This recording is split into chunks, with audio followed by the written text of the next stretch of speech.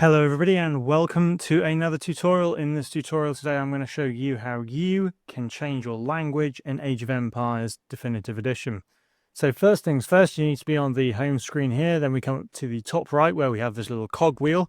From here we go ahead and click the options button just here.